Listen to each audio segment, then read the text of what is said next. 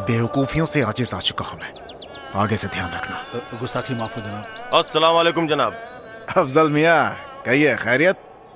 हमारी हार ने अखबार की कीमत बढ़ा दी है।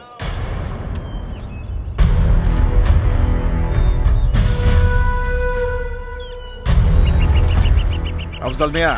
जी जनाब। दाऊद हसन साहब को इत्तला कर दीजिए कि हमारी हार की खबर हिंदुस्तान की सरहदों से गुजरते हुए पाकिस्तान तक पहुंच चुकी है।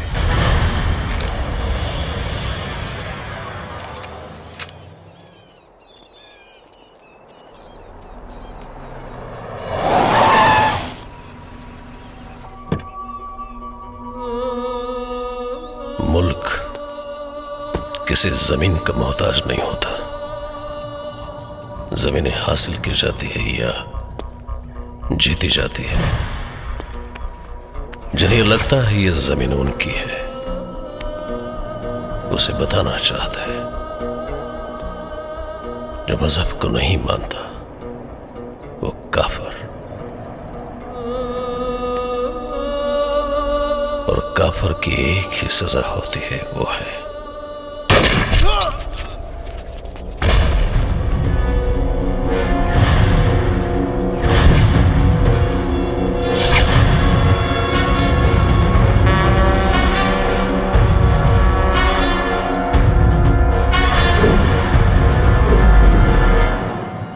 अच्छा है, लेकिन उसे अस्सलाम वालेकुम भाईजान।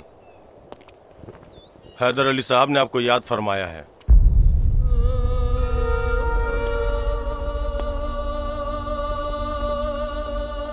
हैदर अली की किस्मत बहुत अच्छी कि वो शहनाज के अब्बू है, वरना उसकी जगह तो दाऊद हसन के जूते की नहीं छोड़ती।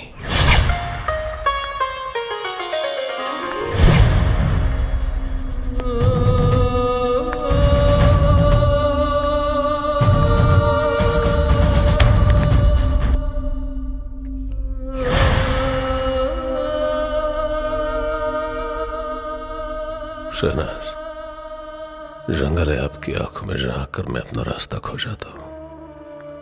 आप रेल से गुजरती है और मैं पुल सा थरथराता हूं। खुदा कसम आप नहीं होती तो मेरी दुनिया कब की उजड़ चुकी होती। जी शुक्रिया, हम अब्बू को आपके आने की इत्तला कर देते हैं। डोंट वरी, मैं मिल लेता हूं।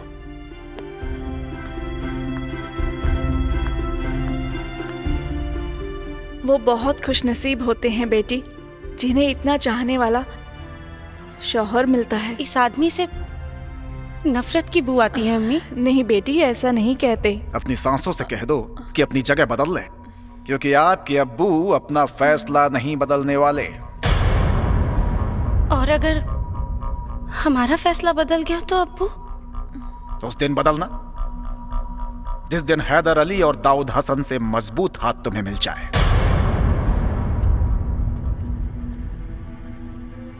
आपके इस सौदे की बुनियाद पे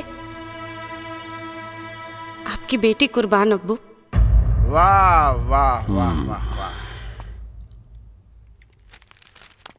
सही कहा है किसी ने कि दो शेर एक पिंजड़े में रह ही नहीं सकते। ये तो आपका पिंजड़ा है जो सामने वाले को बर्दाश्त कर लेते हैं, वरना आपकी जगह ऐसे तस्वीर में लटकती नजर आती। जरा इस तस्वीर पर भी गौर करो मियां, शेर और कुत्तों में फर्क नजर आ जाएगा। गुड।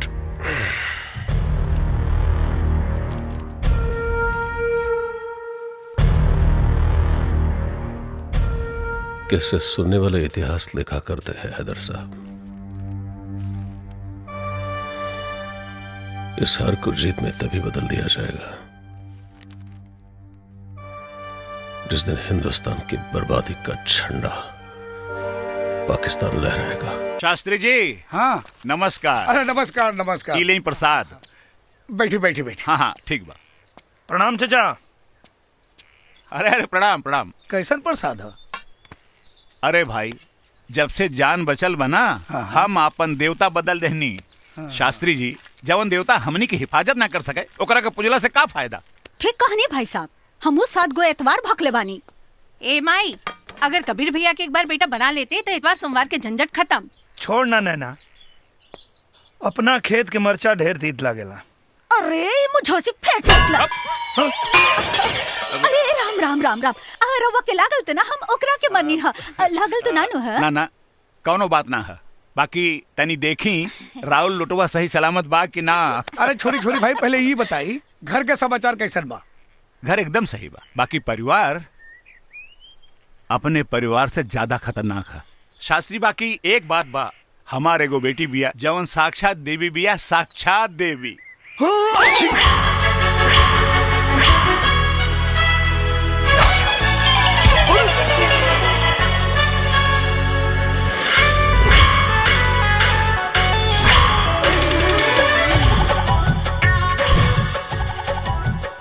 काय मरलू है? बॉडी के मजबूती देखत रहनी है। अरे तो तोरा बॉडी की मजबूती चेक करे खातिर के यह जगह मिलल हा? तो जगह बदल के देखी। अरे पहरावा पोशाक एकदम शालीनता के साथ।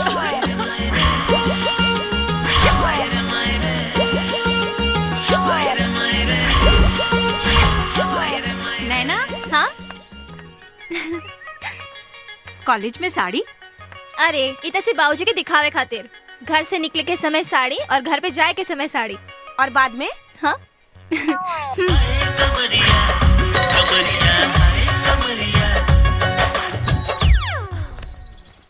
कोमल हमार सहेली बाड़ी, हमरा के मालूम बा उनका शालीनता के बारे में। अरे बेटी, आई हो दादा। चाचा जब कह रहल बारन तो सही कह रहल होई हन। चल चल हम तोरा के दिखाओ तानी। चल। अरे हमरा के बेकूफ बुझता रे। चल देख।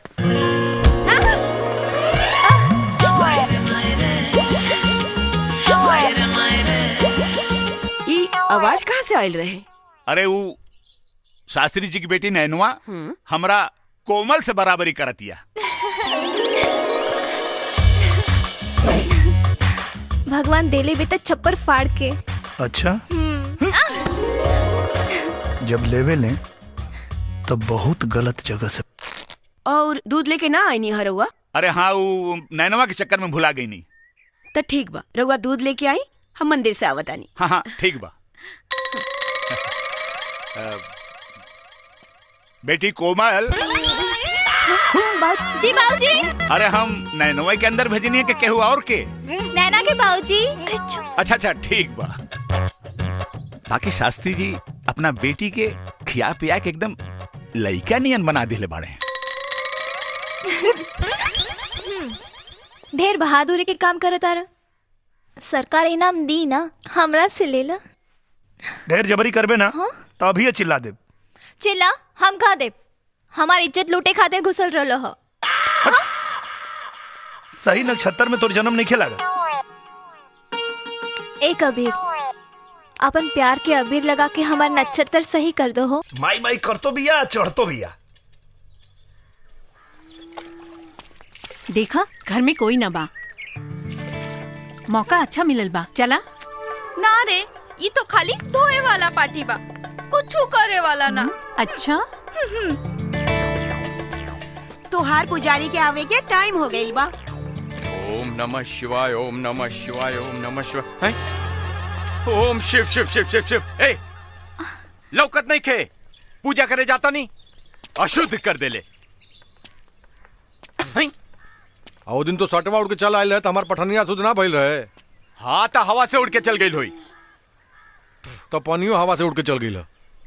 हर काम जान बूझ के करेला सन, अनजाने में ना। तो ठीक बात, तो पूरा नहाइए के जोते हैं। क्या करता रे? पूरा नहा के जो। रुक बे। ले ले पूरा नहा के जो। रुक चला, रुक तो पंडित आई चढ़ाओता नहीं है। रुक। लाइका से लाइकी, लाइकी से लाइका, बड़ से छोट और छोट से बड़ आदमी कैसे गायब करल जाला, आई सीखी। बंद कर, झूठ मूठ के खेल के लिबाड़े। फालतू, ऐसे बढ़िया तो हम दिखा दे रे। महाराज के बेटा हुआ ना, एक जादू दिखा दे। महतारी क्रिया खाता नहीं, मुझवा अपन कटा दे, नहीं तो काट दे। चल दिखाओ तनी। 1 मिनट खाली देखते हैं। जमूरा। का भाई लो आ गई ले बड़का जादू दिखावे। अरे ना चुप रह अभी। का भाई लो आज गई सोएब के मुंह। का हो जादूगर? जवन काम ही आंख बंद करके कर दी हैं, तू आंख खोल के कर देबा। जादूगर पानी ई तो हमारा बाएं हाथ के अरे खेल बा। सिंपल 1 मिनट में। अच्छा हाँ सोच ला। सोच ले ली। मूछ कटा जाई।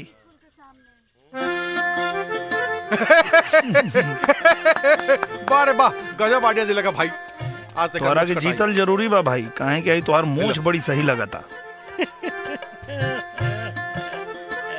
ई का हो? मरचा के पाउडर। मरचा के पाउडर ई का होई? ये आंख बंद करके डली है आ तू आंख खोल के डलबा। आंख खोल के? हाँ ये न शर्त लागल रहा। ना हुसैन अस्तूरा लिया। ना ना अरे कटवा ले। महंगा पड़ी। अरे कटवा साले। हाँ कट गई। बड़ा महंगा पड़ी मूछ काटे वाला के। हम विधायक जी से कहते इना मानी, अगर कपारो छिलो लोग ऐसे ही ना मानी। ला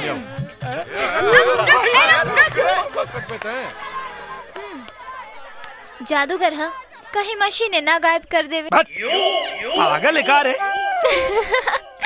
कमाल है विधायक जी, हम इतना विधायक देखनी, बाकी रउआ जैसन विधायक कबो ना देखनी। कोनो खासियत लोकल हो विधायक जी में कि ना दरोगा? अरे ऊपर से नीचे तक खासियते खासियत। ऊपर देखिए, नीचे देखिए, बीच में मत देखिए। काहे? रह दी जाए दी। इतवार हो या सोमवार, विधायक जी के घर में हमेशा लागल रहेला दरबार। बड़ा भीड़ आयल बा भाई है। हाँ। शुक्ला जी। हाँ जी। ई जनता से पूछी समस्या का बा उनके। सर राउर जे समस्या बा एक एक करके विधायक जी के पास आवा, बतावा। आवा, आजा आगे आजा। अब विधायक जी के अपन समस्या बतावा।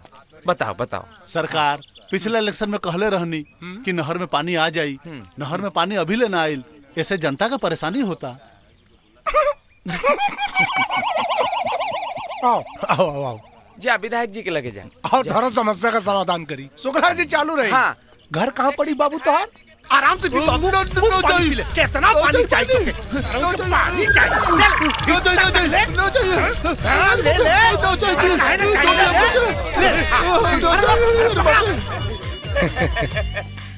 दांत मत चियारा, ताली बजवा। हाँ तालियां तालियां। हाँ, तालियां। धन्यवाद धन्यवाद। आगे। हाँ आगे बताओ। सरकार चापाकल अभी तक गांव में ना पहुंचल। कितना फुट पे आवाला पानी रे? 120 फुट पे। 120 फीट ना। रुका, समस्या का समाधान होता। सर सारा समस्या भाग गई सर। एकर समस्या सच में गंभीर हो जाता। हाँ सर। हाँ बोला क्या समस्या बा? अरे कुकुरा चोर कटवा। ई विधायक जी के गाली देवा था। ई हम ना गरिया होता नहीं सरकार। ई ते ऊ गरिया होत रहल जवन हमार ई मुछवा कट ले। तो प्रॉब्लम जनून बात और बैठी सर। हाँ हाँ। और का कहलस? और कहलस कि विधायक जी गधा के औलाद हुए। ई मजाल। अरे मजाल छोड़ी सरकार। ऊ तो यहाँ तक कहलस कि विधायक जी के माई केहू के साथे भाग गई। और ओकर बाबूजी ओकरा से बियाह कर ले बारे, जेकरा हाथ से केहू पानी ना पियल। तो विधायक जी के बारे में सब कुछ जाने ला। चुप दोगला। नाम बोल, नाम बोल। सरकार ओकर नाम बा कबीर। कबीर आतंकवादी के का मार दहलस, अपने आप के मिस्टर इंडिया बुझाता। एक बेर हमारा हत्थे चढ़ जाए ना, ऐसा ठोकब कि जिंदगी भर खड़ा ना हो पैसा। लागत ना फल।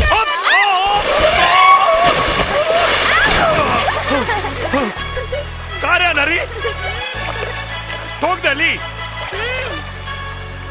अरे साला चश्मा खुद लगौले बाड़े और हमके आंधर कहता रे।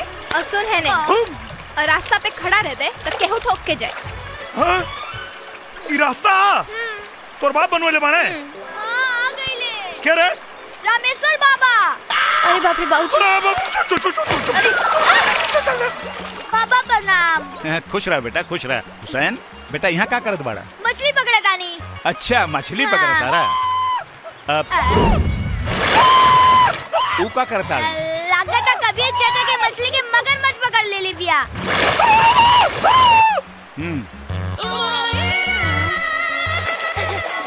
का भाई कबीर चाचा? अरे पता न केने चल गई रे। अरे वहाँ बाड़ी। अरे ए लड़की कम विपद ज्यादा है।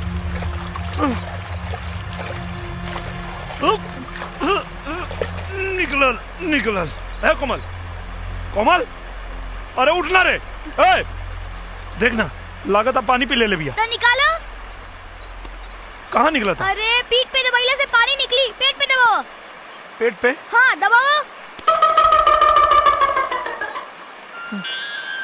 सुना, मुंह में फूका तो हवा अंदर जाई तो पानी बाहर आई। फूका। क्या बात करता है? हाँ फूका।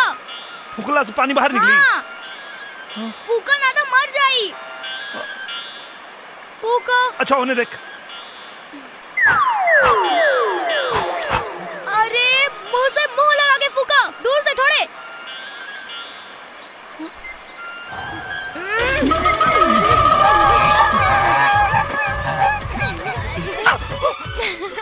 अरे साला अगर पानी निकाले में हमारे पानी निकल जाए। काजल भाऊजी ये क्या करत रहले है? अब हमारे समझ माइल की चश्मा लगा के तू कौन मछली फसावत रहले है? तू एक शरीर छू के एकरा का पवित्र कर देले। ए चल चल घरे चल चल। कौना नक्षत्र में पैदा भइल बिया हमरा तो बुझाइबे न करेला। पंडिताइन ए पंडिताइन, अरे जल्दी आवा। अरे चिल्लात काहे बानी? हम कोनो बहिर बानी का? तनी धीरे बोली ना। अरे कबीरवा एकरा शरीर के पानी निकाले खातिर पूरा शरीर अपवित्र कर देले बा। अगर वो नदी से ना निकल रही तो हम डूब के मर गई रहती। चुप। एकरा शरीर पे हर जगह गंगा जल के छिड़काव करा, जहाँ जहाँ हाथ लगौले बा। चला बेटी चला। जबले तोहरा के शुद्ध न करब तबले कैसे लोग जानी कि तू रामेश्वर पंडित की बेटी बाड़ू? हाँ, जा ले जा भीतर ले जा।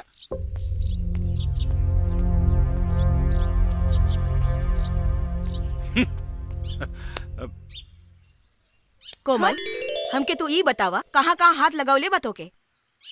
आँख में माई। रामेश्वर पंडित के बिटिया पोखरा में नहा रहल बिया। अरे पता ना कहाँ ससुर कहाँ कहाँ हाथ लगौले होई। हाथ पे माई।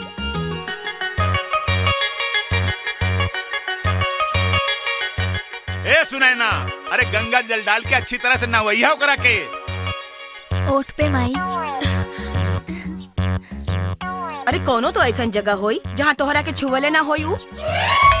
ऐसा कौनो जगह नहीं थी जहाँ वो छूले ना होई। चुप। तोहरा बाप बेटी के फेरा में ना हमार धर्म नष्ट हो जाए।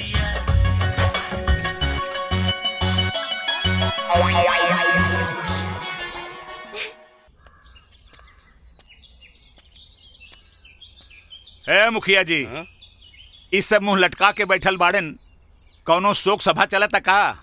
ना ना महाराज ना, आदमी लालीपप के बेटी हो ना, दोनों जनकवा झुमकी दोनों से परेशान बा। और कबीर से हमहू परेशान बानी। अरे ओकनी से पहले का एक इलाज होके के चाहिए। अरे पहले ओकनी के बारे में सोची, कबीर पर बाद में आए मुखिया जी। इ नौटंकी से इ गांव के जितना बच्चा जवान बा सब बिगड़ गइल बा। अरे तो ओकनी के पकड़ के लिया के इ पंचायत में 4 थप्पड़ रसीद करा, सारी नौटंकी समझ में आ जाई। हाँ पर लेके आई के कबीर तो हो गई। तब चला बचल खेला पंचायत में खेलिया। अच्छा ढेर बोलबे तो पान खा के थूक दे, सारा ड्रेस के डिजाइन बिगड़ जाए। हाँ? काले रही ना, ये हमारा बस के काम नहीं खे। बना दे रस ना इज्जत की गुटका। और ही कुछ दो स्टेज पर। ए, कह देनी कि नौटंकी बंद मतलब बंद। ओ, नौटंकी केकरो बाप से बंद ना होई। झुमकी के बहिन है जनक कुमारी महतो हमार नाम। अच्छा बुझला? पंचायत से बुला बाबा, चला। इज्जत से आज ही लोग, न तब बेइज्जत करके ले जाए के पड़ी। चलो। हमनी का होई जनक? अरे कुछ ना, इनके विधायक की टोपी ना हमार चोलिया में बसल बा। तू बस देखत जा, तनकी सा जोर लगाए कि सारा पंचायत उनका धोती में घुस जाए। नमस्ते विधायक जी। नमस्ते। नमस्ते नमस्ते। एगो समस्या बा। जमाना कितना खराब बा विधायक जी, सुंदर लड़की भी समस्या में फंस जाता रही। का समस्या बता? गुलाबो गुलाबो ना, झनक नाम बा सरकार। रवा बीच में ना बोली विधायक। बोले दा भाई हुआ का? अरे ना ना ना, दलाल हुए का? चुप दोगला। अरे लड़की है कौनो ना। वो का हो, हम और हमार बहन खुद के सिनेमा बना के दिखावत रहनी है, पर का करी, ये गाँव वाला चाहता रन कि बंद करती। ब्लू फिल्म दिखावत रहलू का? ब्लू सिनेमा ना, शुद्ध देसी नौटंकी सरकार। अरे दोगला, भाई दलाल की बोल के बीच में ना बोले। समझाओ नहीं सर। भाई साहब रहुआ चुप रही ना, विधायक जी के रोमांटिक मीटिंग चल रहा बा, कह रही हूँ सर। काम हो जाए, लेकिन बदला में हमारा के सनीमा दिखावे के पड़ी। हाँ मुफ्त में। तकान यहाँ लिया हुआ, समस्या का निदान बताओ तानी। हाँ ना समझ लू का? ना। हट पागली। ई का? अच्छा। अरे ई का करे तारा? ना समझ में आई का? मैं बुरबा का बिया का रे।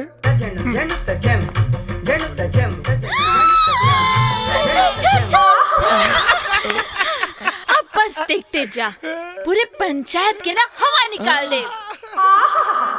सनीमा दिखाओ ना। काम भइला के बाद। अच्छा ठीक बा। ए भाई साहब यहाँ आवा। आवा आवा जा।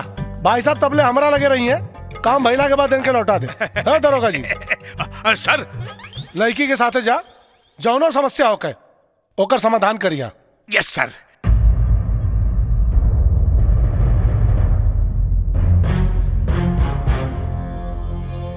समस्या का बा?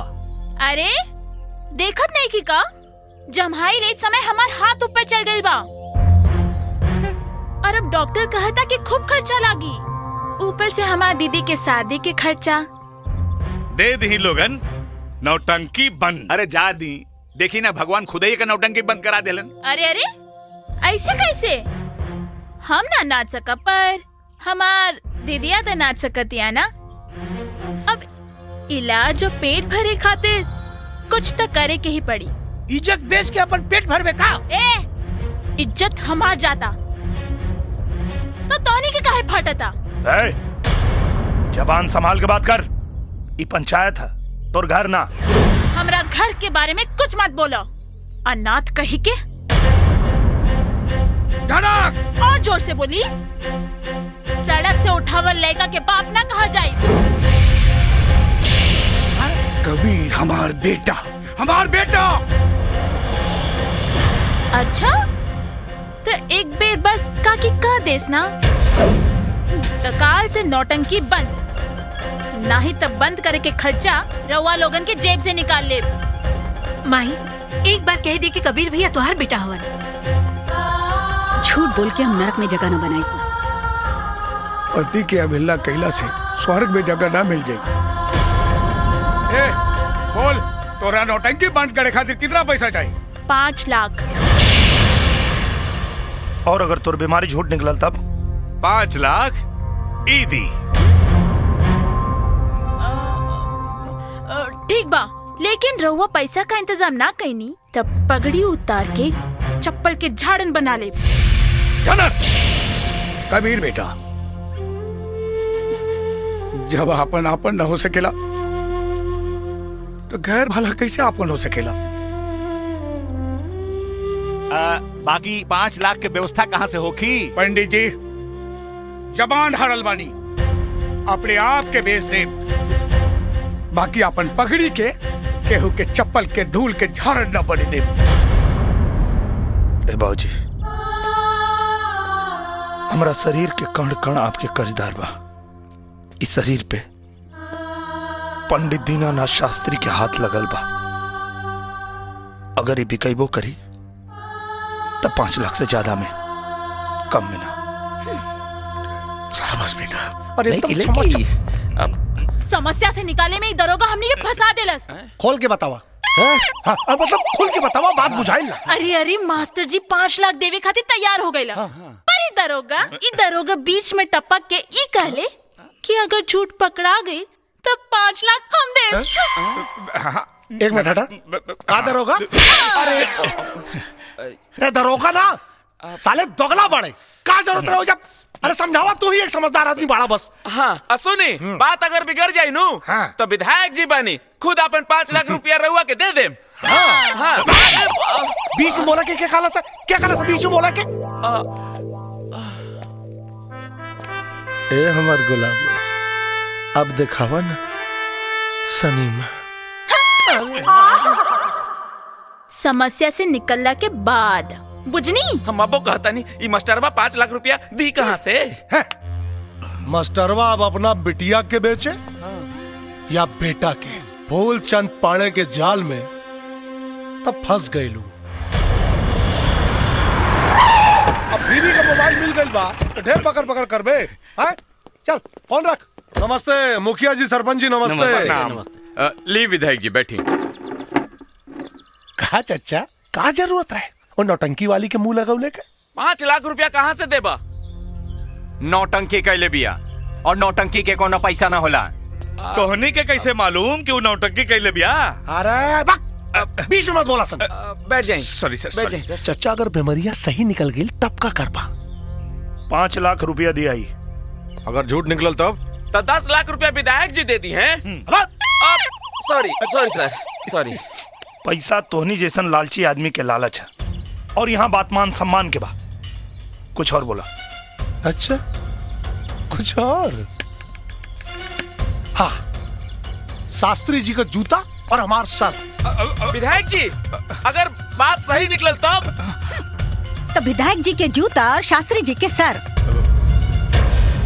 हे शास्त्री जी, बेटा अगर जूता कपारे पे रखवा देना हमरा क्या याद करिए? 5 की जगह 15 लाख दे। हाँ, घर तक संभलता नहीं के चलल बाड़े लोग पंचायत संभाले। चला रे सर। आई सर। माई ये का कर देले तू? बड़ा भरोसा बना तोरा बाबूजी के अपना बेटा पर।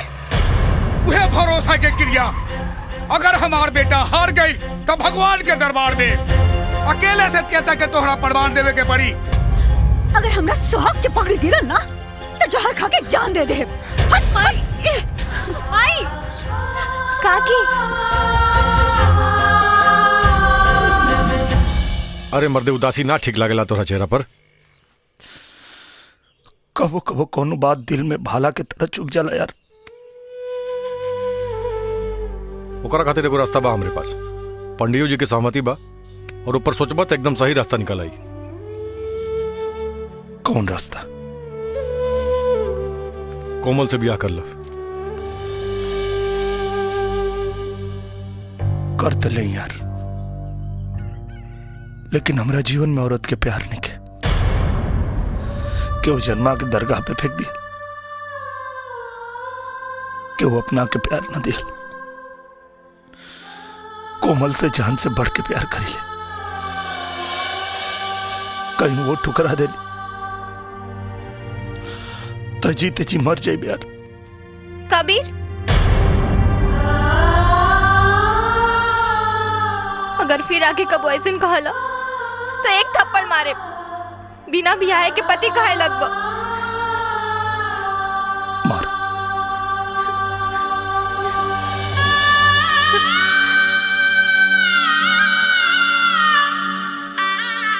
बस साथ जिए के वादा कर तो हर चरण की धूल मांग के सिंदूर बना ले।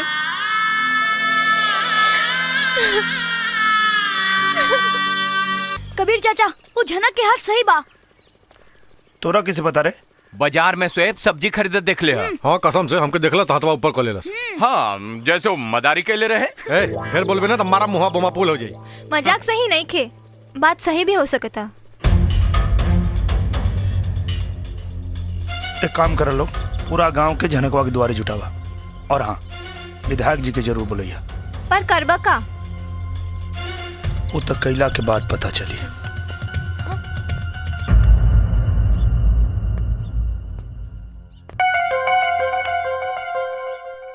नौटंकी करत तारी। देखो कबीर, पास मत आवा। कबीर देखो, हमरा के छुओ मत, ना तो हम बाबूजी के बुला देब। बाबूजी की का बोले भी? इलाज हम करब कि तोर बाबूजी करिए? कबीर देखा, ये तो ठीक नहीं के करत। कबीर हम सच कहतानी, बाबूजी के बुला देब। बाबूजी के का बुला के करबो? तुहार इलाज देखा कैसे।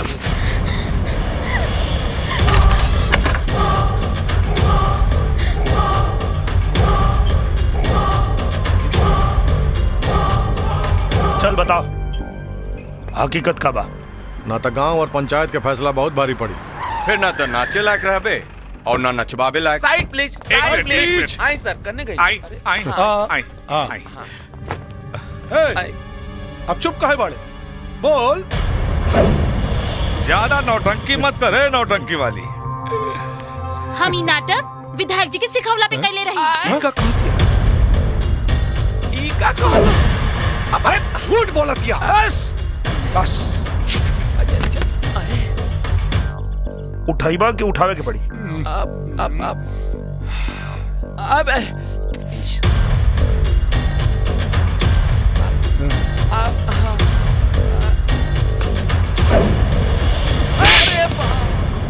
एक बात कान खोल के सुन ले, जवन बूढ़ बाप के जवान बेटा होके ना, ओकरा के कब्बो कमजोर समझे के गलती मत करी है। बाकी 5 लाख के बंदोबस्त कहाँ से करबा लालीपाप महतो? हमरा के माफ कर दी लोगन, हमरा से बहुत बड़का गलती हो गई। अब से मेहनत मजदूरी करब सन, आज से नाच गाना बंद। बड़ बुजुर्ग के पगड़ी के कन्यादान के साड़ी बना ले, पूरा गांव डोली के कहार बने के तैयार हो जाए।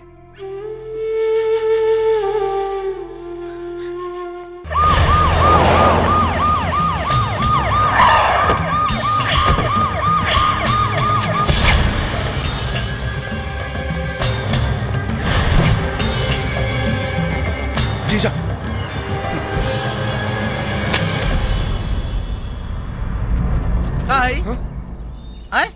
चुनाव खोपड़ी पे नाच रहल बा।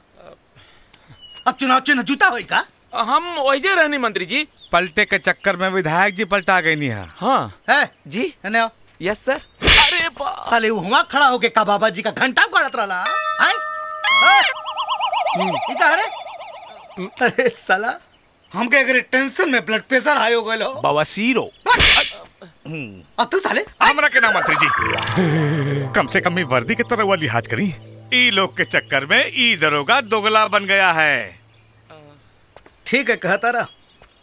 आज हमारा समझ में आयल है कि कहावत कितना सही बा। जोरू का भाई एक तरफ और सारी खुदाई एक तरफ। सही कहा तानी जी। आइए, आप यही की कमी थी, सुपारी दे रहे। दीदिया चुप रहा। इतना सुघर साथ केहू भाग्यशाली के ही मिलेला। उठी, ओने जाके बैठी। अच्छा। ई हमार बबुआ खातिर कुर्सी बा, रउआ खातिर तो प्लास्टिक के कुर्सी बा, ताकि बवासीर में तनी कम दर्द होखी। जी देखता रे, राज्य चलाए वाला घर चलावे में कितना असमर्थ बा। अब बुझाई जीजा हमरा के थप्पड़ काहे ना मारना। इनका के चप्पल खाई पड़ी। ढेर ना, यहाँ के हमारे जीजा जी। तुम लोग साले सुधर जाओ। कितनी तकलीफ दोगे तुम लोग, मैं क्या करूं भाई। हेलो, दिमाग का फालूदा निकल आए। पाकिस्तान से हैदर अली। हेलो जी। हाँ जी जी।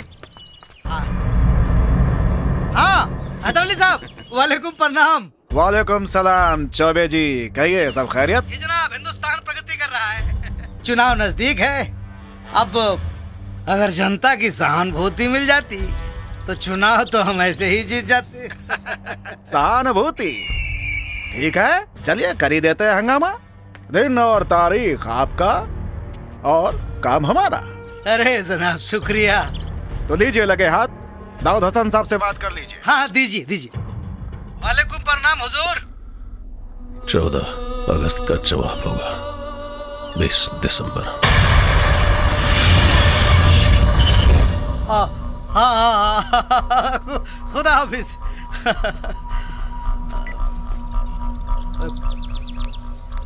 देखला हिंदुस्तान में रह के डीलिंग पाकिस्तान से करी ला। अरे ता जीजा के कर बाड़ा जुत्ता खाए वाले के दीदिया कहाँ पड़ा बता रही। एक बात बताओ, तोरा सर पे जूता के रखले रहे? मास्टर दीनानाथ शास्त्री का बेटा कबीर शास्त्री। कबीर शास्त्री तो बेटा कबीर अब की दंगा में पेला जेबा तू।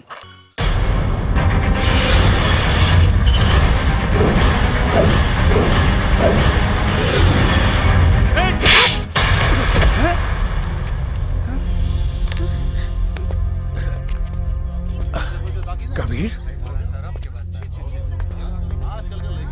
कहा बात बात तिवारी जी? ए शास्त्री जी, अपने सड़क सुठावल माटी आज हमारा बेटी के मांग के सिंदूर बने का सपना देख रहा बा। स्वीकार कर ला, काहे कि कबीर से बड़ा सपना देखे के औकात तोहरा में नहीं खे। ता ठीक बा, बस एक जात बता दा ता तोहार औकात हमारा औकात के बराबर हो जाई। बस हम अपना बेहरारू के कारण बेबस बानी, वरना दीनानाथ शास्त्री का औकात रामेश्वर तिवारी से कहीं ऊपर बा। ए शास्त्री जी, जे मारा जिंदगी भर अपना पत्नी के सामने बेबस रहे, ओकर पोसल लइका हमारा बेटी के हाथ ना पकड़ सकेला। अरे लइका के मजबूती के पता ओकरी माँ के कोख और बाप के मूछ के नोक से होला। हाँ तो नजर उठा के देख ली ओकरा महतारी के कोख और ओकरा बाप के मूछ के नोक के। अगर मान मर्यादा के ख्याल न रहित ना तो राहुल बेटी के कब के अपन महतारी के पतो बना के रख देले रही। गायत्री भाभी खबरदार खबरदार, अगर हमरा बेटा के अनाथ कहानी तो जुबान खींच ले।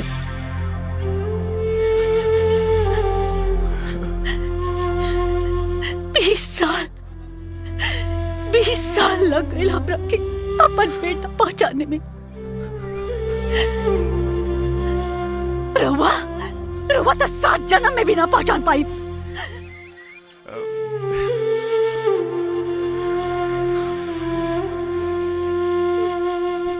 माई बेटा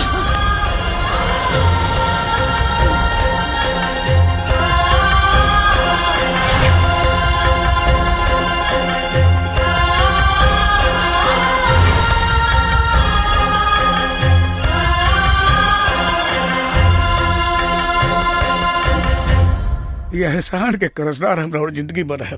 कहे कि एक बेटा से ओकरा माई के मिलवा देली, जाके अपन बेटी के जीवन संभाले। एगो बाप के वादा बा, हमार बेटा रउआ रास्ता में कबो ना आए।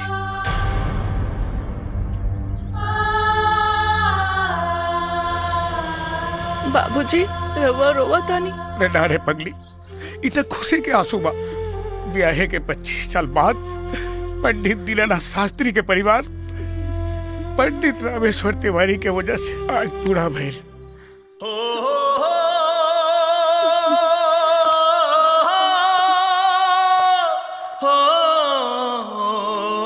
कबीर कोमल जा जा, तू भीतर जा। अरे भीतर जा भैया, अब हमने के चलत। हाँ ठीक है। प्रणाम। प्रणाम चाचा। पंडित जी के फैसला बदल गई का? हाँ, बदलल फैसला ही बतावे खातिर आइल बनी। तब फिर एगो हमार बात सुन ला, हम कोमल के बियाह तय कर देले बानी। एगो पिता से बढ़ के बेटी के क्यों प्यार करिए नहीं कह सकत। हम अनाथ प्यार के मतलब का समझे। अपने के बेटी हमरा के प्यार के मतलब समझा दे। अब देवता मंदिर में रहे या घर में, का फर्क पड़ा था। वो हमरा के हमरा माई से मिलवा देली। अगर हम उनका के अब उनके पिता से ना मिलवा पाई तो बहुत बड़ गलती हो जाए। कहीं तोहार यकीन तोहरा प्यार के झूठ ना बदल दे। प्यार के दूसर नाम विश्वास होला चाचा, और हमनी के प्यार के बुनियाद तन पे ना मन पे टिकल बा। कसम कोमल और कबीर के प्यार की। अगर हमनी के जज्बात अपने के फैसला के बीच में आयल तो हमनी के प्यार प्यार ना पाप होके। कबीर,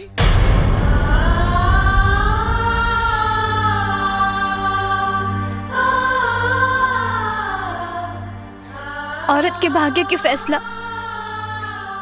हमेशा मर्द ही करेला।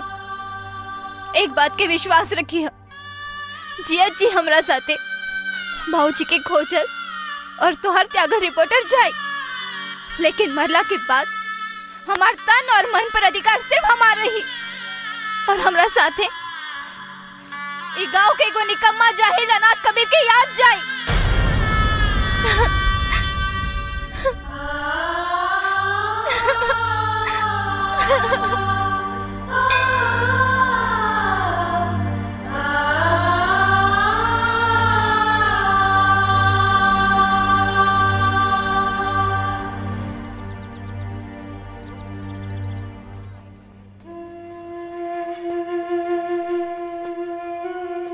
एगो एहसान करी हो, सिंदूरदान के समय हमरा सामने मत रही हो, ना तो जिए तो जी मर जाए। नया जीवन के शुरुआत करे जा रहा बड़ो, तो के हमार उम्र लग जाए। मरे से पहले तो तोहरा दुल्हन के जरूर देखब, हमरा से सुंदर बाड़ी की कम, काहे कि ई दुल्हन के जोड़ा तोहरा सम्मान खातिर पहनले बानी।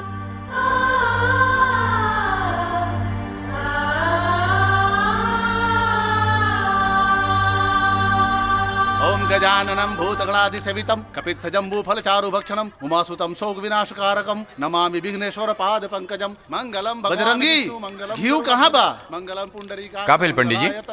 ठीक बा, घीव अभी ले आवत तनी। हां तनी जल्दी ले आई हो, ना तो मुहूर्त का टाइम बीत जाई। ओम शांताकारं भुजगशयनं पद्मनाभं सुरेशं स्वाधारं जगन्सदृशं मेघवर्णं शुभांगं लक्ष्मीकान्तं कमलनयनं योगिनिजानगम्यं वंदे विष्णु भवभर सर्वलोकैकनाथं। ओम श्री अग्ने नमः। अरे हाँ हाँ देखा तो होने कहा रे, इन्हें चल चल। सर्व मंगल मांगल्ये शिवे सर्वार्थ साधिके शरण्ये त्र्यंबके गौरी नारायणी नमोस्तुते। ओम आपदामपहर्तारं दातारं वक्रतुंड महाकाय सूर्यकोटि समप्रभा। अहं करिष्यामि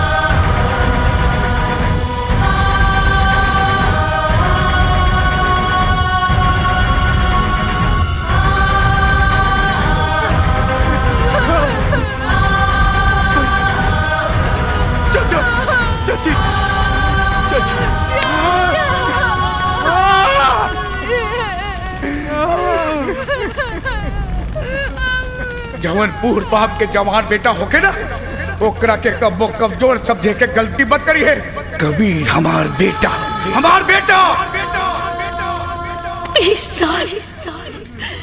20 साल लग गए हमरा के अपन बेटा पहचानने में। लेना चाचा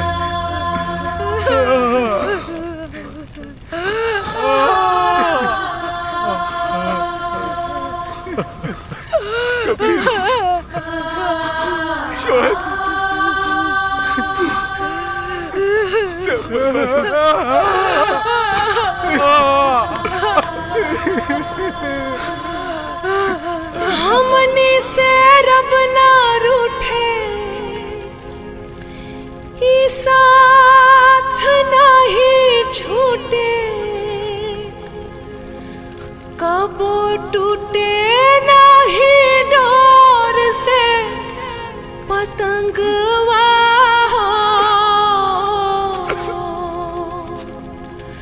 हम होई पियाजी के पतरी तिरियावा पियावा हमार पतरेंगवा पियावा हमार पतरेंगवा।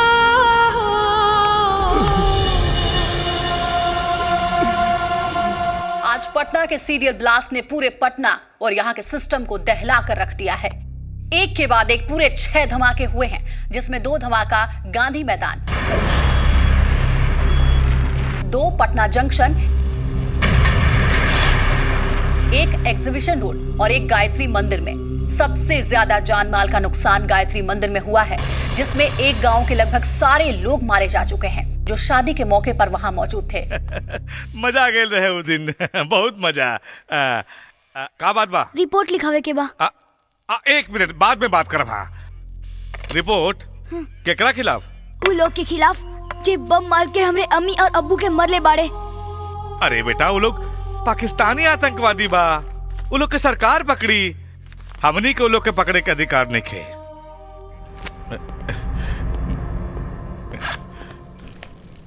अरे ये क्या करत रे? हैं? अरे साहब देखिए मुंह तता। ई का कैले? हमार अब्बू कहत रहे जे थाना में थानेदार रह के थानेदारी ना करे उ थाना ना पिसाब खाना होला। साले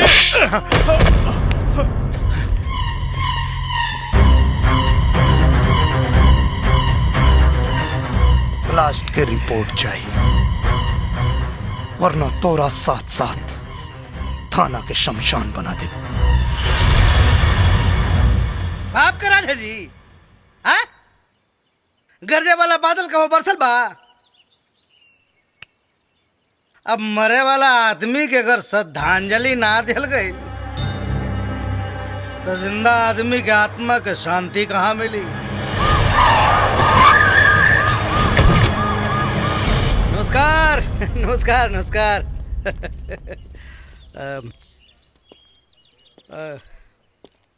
नाराजगी जाहिर बा, हम बूझ रहल बानी, बाकी मुआवजा के रकम बहुत जल्द पहुंचावे के हम कोशिश कर रहल बानी। मुआवजा के रकम पहुंचला से मरे वाला वापस आ जाई ना? ये तो हम अच्छी तरह से जानता नहीं। क्या नाम है तुम्हारा? कबीर।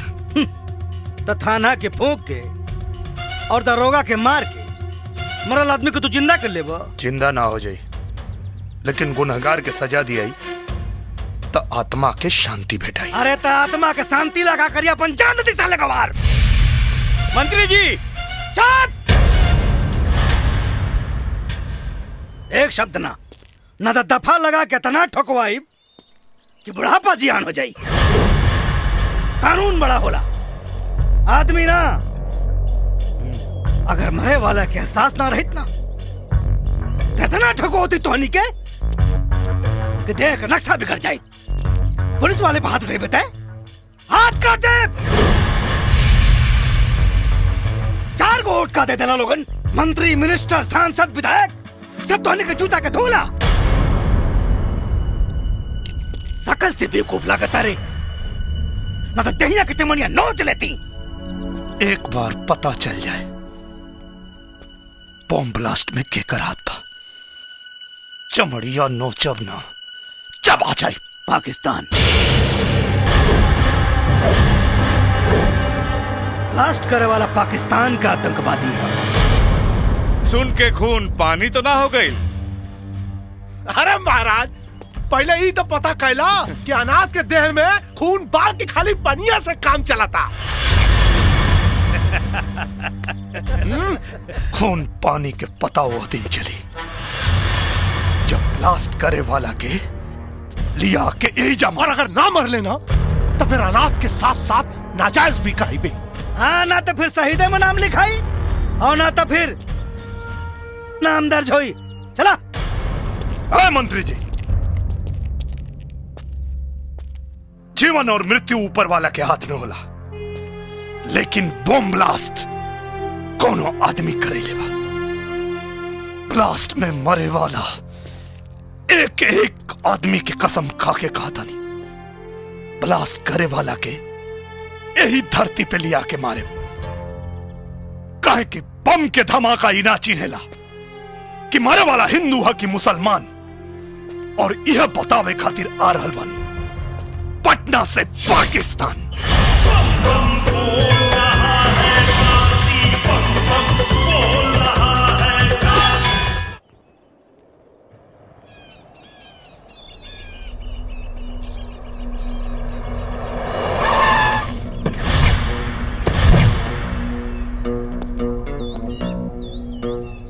इस बदतमीजी पर एक दूतो। रिपोर्ट लिखने के पहले गोली मार देंगे।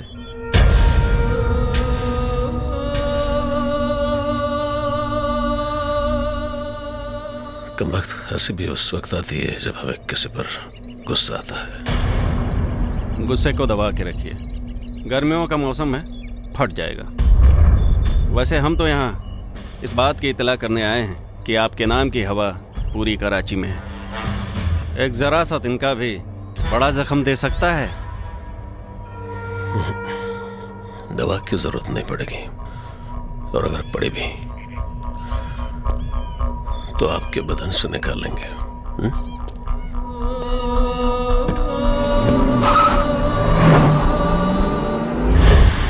एक सबूत मिल जाए फिर तो ऐसी चोट दूंगा कि उड़ते हुए पत्तों से भी डर लगेगा।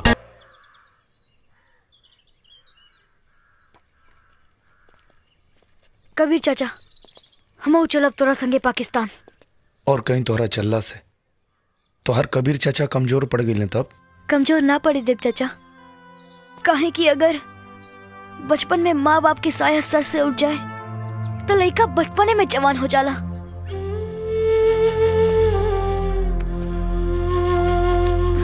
हम कुछ न कहब, बस एक बार हमहू पाकिस्तान देखे के चाहता नहीं। ना साला, यह तो देखे के बाद कि खैरात में दिहल जमीन के माटी के ताकत हमनी के माटी से ज्यादा ताकतवर कैसे हो गई।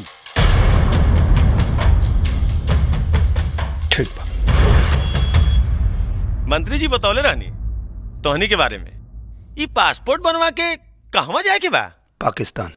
अच्छा, वो नौकरी करे खातिर जैसे लोग दुबई वगैरह जाने वैसे ही ना? ना, पाकिस्तान के बम से उड़ावे। बम से उड़ाई बा? अच्छा, तो तू लोगन कैसे बम मरबा? ऐसे बम के चोट पर ते चिल्लैले, बंदूक के नोक पर निकल जेबे। 10 दिन से घुमावता रे, क्या समझता रे? का लगा था तोरा के पासपोर्ट ना बने बे तो हमनी के पाकिस्तान ना जाए के वैसे जाए के जैसे ओकनी क्या बोले सन। हाँ, हमरा पता बा आज के समय में काम गांधीगिरी से ना दादागिरी से होला। चल कपड़ा निकाल। निकाल। रेप करवा का? खोल। यो निकाल। दूरबीन। ना ना ना ना ना ना ना ना। हमनी के खिलाफ कार्रवाई कैले तो तोर फोटो टीवी अखबार में इतना छपी कि लोग सलमान खान से ज्यादा तोरा के याद रखी। पाकिस्तान तो हमनी के जाएंगे और वहां जाए से तोरा मंत्री के बाप भी ना रोक पाई। अब तू सोच, पासपोर्ट बनावे के बा कि ना? साहेब ये कपड़ा क्या उतरला सर? हमार तो खाली कपड़ा उतरला सर, पाकिस्तान के तो चड्डियों उतार ली। बिना वीजा पासपोर्ट के चले के। अरे यार, बिना वीजा पासपोर्ट के जाइबा तो हमनी में और ओकरी में अंतर का रही? कबीर, अरे जनक, एगो बात कहे के चाहता नहीं का? शायद वो बात के वजह से वो एहसान के बदला चुका सकी जौन एक नौटंकी वाली के सही रास्ता पे लिया दिलस। बतावा। देखा, 20 तारीख के मंत्री जी के जन्मदिन बा। हम मंत्री जी और विधायक जी के खूब निम्मन से जाने तानी। अगर वो लोग पकड़ा गए ना तो पाकिस्तान का अमेरिका पहुंचा दी लोग। वो कैसे? आदमी शराब, कबाब और सबाब के सामने कैसे नंगा होला?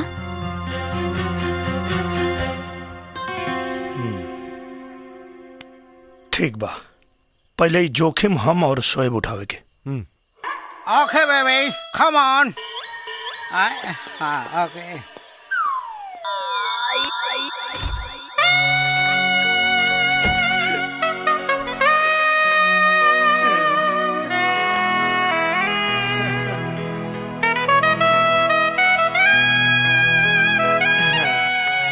काहे के बोलौनी हो? तो हर बलात्कार करेगा। पैक बाड़ू की उद्घाटन हो चुकल बा। ओ मंत्री जी के रहते दूसर के उद्घाटन करी। सही, एकदम सही। आई ए ऊ का चमक रहल बारे? फॉरेन से मंगवाइले बानी, चमकी ना। अच्छा, तब तो भीतरा फॉरेन साबुन लागल है। सुन के देख ली, कोना कंट्री के साबुन लगैले बानी। गंधावता माकत रे, गंधावता ए करे जा तैया माग लागल रे। बर्दाश्त क्यों करे जा? मैं समझ करे जा, जल्दी करा। हट मुझे सा। अब क्यों जान जाई त का कोही? जानी का खाक। मंत्री बाद में आई, लौंडा बाज पहले। जब हम पास में खलासी रानी नू तब कोनो खलासी लौंडा के छोड़ने ना रानी।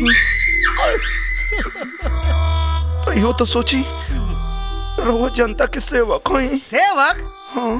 जनता मतलब बेवकूफ, एक नंबर का गधा। जब वोट की जरूरत हो गए तो हाथ जोड़ लेवे के, ओकरे बाद पिछवाड़े दुलत्ती मांग भगा देवे।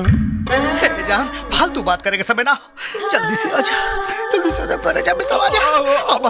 जल्दी से चला। विधायक जी के पता चली तो विधायक ससुरा हम उस बड़ा लागल होई कत्तो कीर्तन थोड़ो करत होई। अरे जल्दी करो हो, ए हमार पावर हाउस। वो ऐसा नहीं, हम तो कब सोचली भी ना रहनी। अरे तोहरा सोच से भी बहुत ऊपर का चीज बानी। जब हम दारू का दलाली करी ना तो घसियारी न चरवाहिन केहू के ना छोड़नी। 3 बेर रेप के केस में भीतर जाके बाहर आ चुकल बानी। चरित्रहीन नंबर 1 कहा तो लिख के दे दी हो ना। पहले उठक बैठक करी।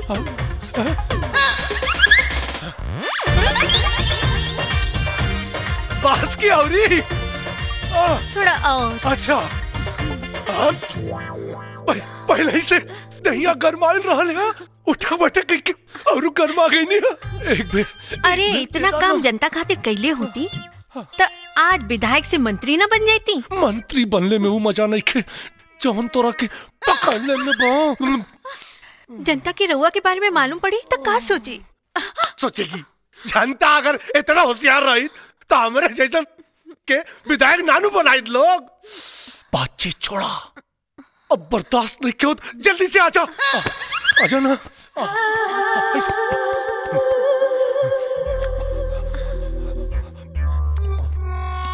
अगर रुआ लगे आइब तो रुआ बीमार हो जाए। कहे हो मलेरिया बाकी फलेरिया एड्स बा। जीजा, ए जीजा! कुछ छपल? इतना छपल बा कि नेताजी के और मंत्री जी के लंगोट जल के राख हो जाई। ले जाके दे आओ। ये कहा भैया? वो लोग के कर्म कुंडली है। आए कहा पहलवान जी, ये हाफ टिकट लगे कहाँ घूमत रहा? संग्रामपुर पंचायत से रोवा लोग के कर्म कुंडली आइल बा। कर्म कुंडली? हैली सीढ़ी देख ली। कबीर भैया पंचायत में इंतजार करा तरन।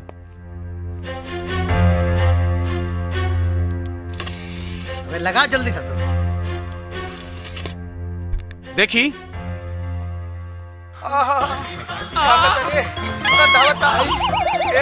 जीजा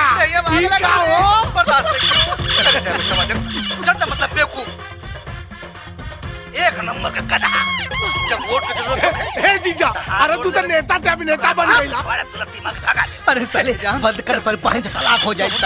पकड़ने में मालूम पड़े तो क्या सोचे? अरे साले बात का सबक अगर इतना होशियार रही। अरे साले माई के पेटवा में कैसे रले साले?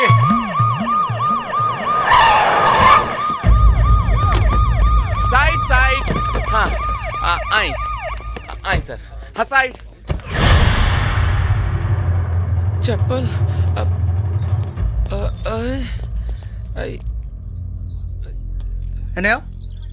ये सब कहा रे? जीजा जी पब्लिक का मिजाज ठीक नहीं खिलाकर चुपचाप निकल चले। जूता चप्पल से डरा गए। जिंदगी भर विधायक रहा सारे को मंत्री ना बन पाई। जियो शेर। जीजा जी हम रउआ के प्रधानमंत्री बनल देखल चाहता नहीं। अरे वो आगे बढ़ी। हाँ जाए। चुपचाप आगे बढ़ो, जाके बात करा से। का भाई कबीर कहा नौटंकी होता है सब है? यही जगह बतीबा के अंदर चल के बताई। भीतर ठीक रही। चला आवा। अब भीतर कहाँ लेके जाता है? हाँ विधायक के सामने बैठल बाड़े।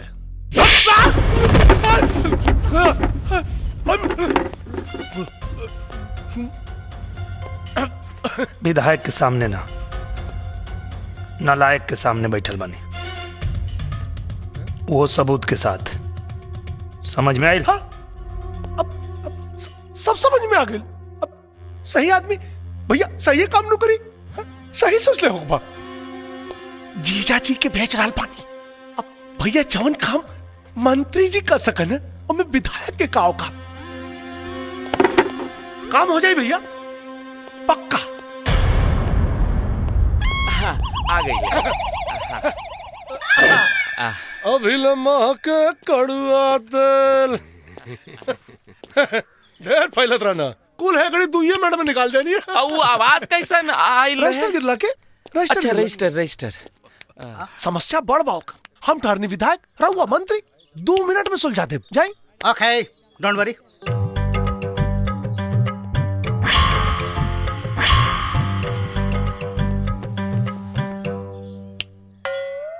मंत्री के सामने बैठा है, डर नहीं लग रहा है? कुत्ता कटला के इंजेक्शन बाजार में मिलेला। कुत्ता किसको बोला है जी? तोरा के। शेर बोल। शेर तुम्हारा लिहाज कर रहे हैं, नहीं तो नटाई में दोनों उंगली डाल के ऐसे उल्टा लटका देते। वापस कर, सेट वापस कर। का भाई सर? हाँ का भाई? लागत फिर रजिस्टर गिरल। कतना रजिस्टर बा अंदर हो? बॉम्ब ब्लास्ट में केकर हाथ रहे? Bomb blast? हमरा का पता? का भाई सर काहे रोता नहीं? अपना खातिर ना, जीजा खातिर रोवता नहीं। वो पाकिस्तान में अलहायदा नाम की एक संस्था है जो वो वाली फ्रंट पार्टी से जुड़ा हुआ है यार पाकिस्तान में। संगठन चलावे वाला के नाम? अब लीजिए, मैं यहाँ हिंदुस्तान में रहता हूँ यार, पाकिस्तान के बारे में सफल मंत्री को बोल रहा है। अरे बाप, अरे उठी सर। अरे अरे का भइल सर? अरे लागत आज हमार बहन विधवा हो जाई रे दादा। ओ, मैं पाकिस्तान के दौरे पर गया था तो वहां कुछ लोगों से मेरी छोटी मोटी फ्रेंडशिप हो गई थी और तब से लेके आज तक वो फ्रेंडशिप चल रही है। चल रही है ना? इतना लोग के ये क्या है?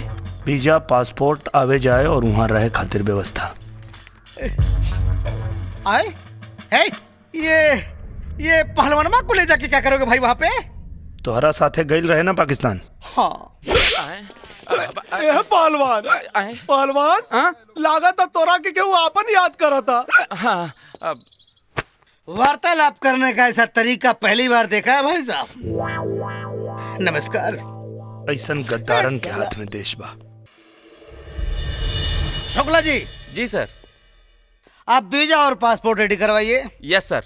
और अनहनन सारन के ना पाकिस्तान बाई रोड भेजे के हो। यस सर। हाँ और हाँ, हैदर अली को फोन लगाओ। यस सर।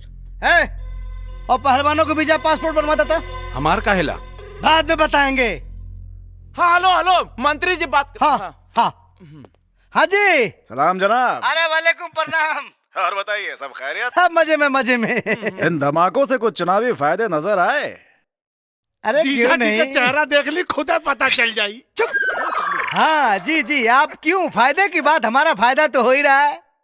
हम तो आपके फायदे के बारे में सोच रहे हैं। क्यों मजाक कर रहे हैं जनाब? पहला मिशन जिसने फेल किया है उसे हम आपके हवाले करने की सोच रहे हैं। जी तो चाहता है क्या कि जुबान चूम लूं।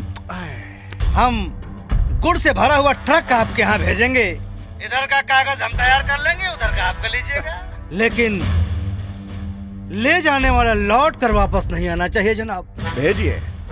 खुदा हाफिज। खुदा हाफिज। दाऊद हसन साहब। अस्सलाम वालेकुम। अदर साहब सब खैरियत में? सब खैरियत जनाब। लाजवाब खबर लाया हूँ। शहनाज के सगाई की तारीख बताने आए हैं।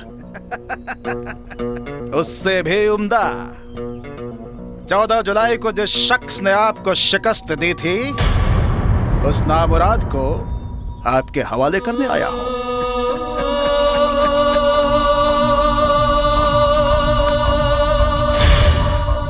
खुदा की कसम हैदर साहब,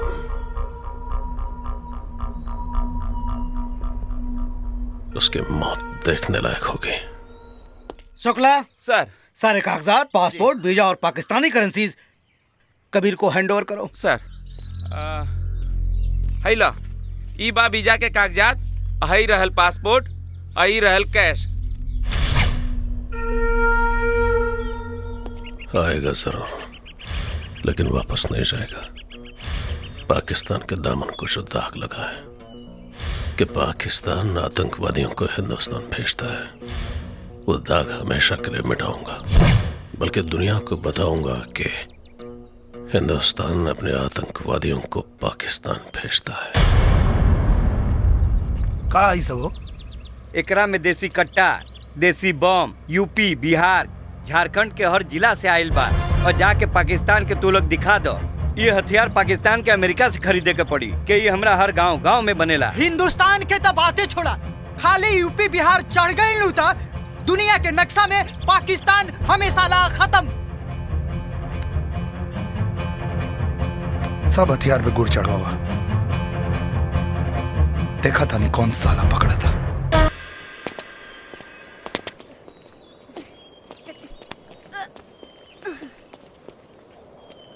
तुम सब में कबीर कौन है?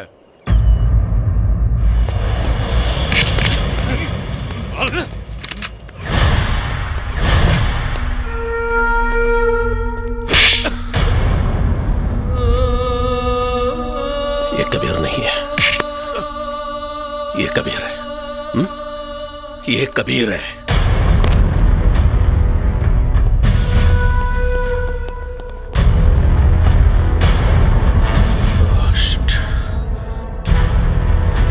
जाओ उस कुत्ते को पकड़ो।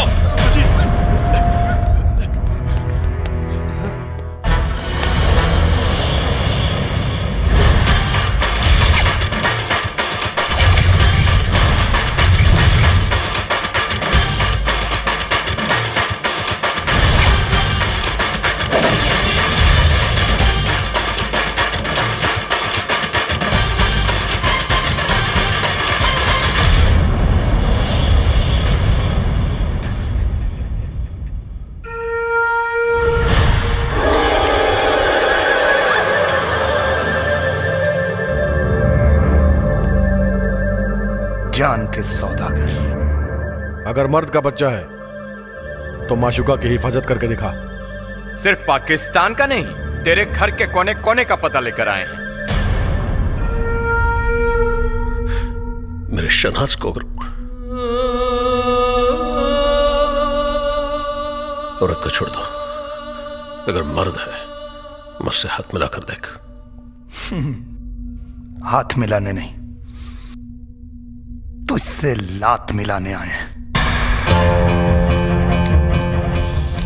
चाहूं तो तुझे यही ठोक दूं, लेकिन मेरे भारत माता की जमीन तेरे खून की प्यासी है। तुझे ले जाकर उस जमीन पे ऐसी मौत मारूंगा कि तेरे मौत के खौफ से दहशतगर्द पैदा होना बंद कर देंगे। बाहर जो ट्रक खड़ा है उसमें गुड़ नहीं, हथियार है। अब सोच, हथियार मंगाने की क्या सजा होगी। हम हिंदुस्तानी पैजामा सिलने से पहले मूतने की जगह बनाते हैं। और अब तुझे मुताएंगे। चल बेटा।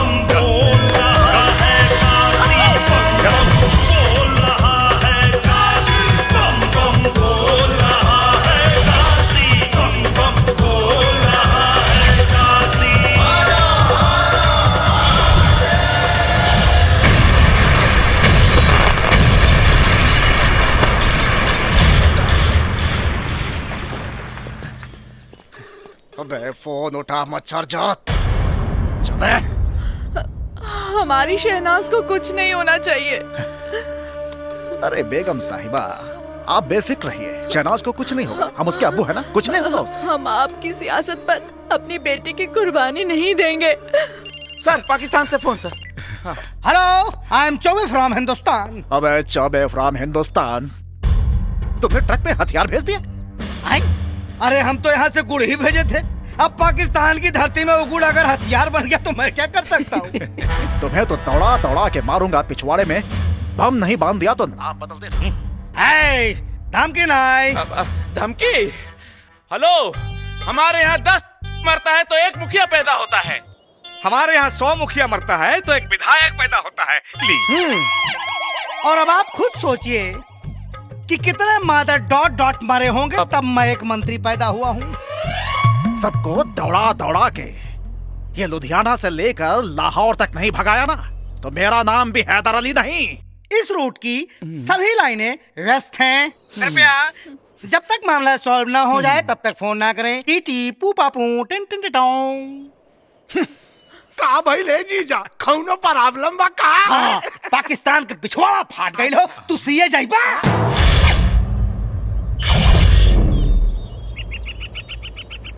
कुछ खइबा? ना कबीर चाचा, अब इनकर का करे के बा?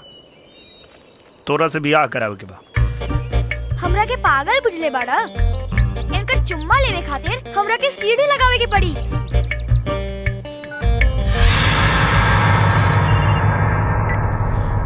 शहनाज, और दहेज में का मिली? शहनाज तुम्हारी आवाज ये खंडहर। ये कोई मामूली खंडहर नहीं, यहाँ का बहुत ही मशहूर वज्रस्तान का खंडहर है।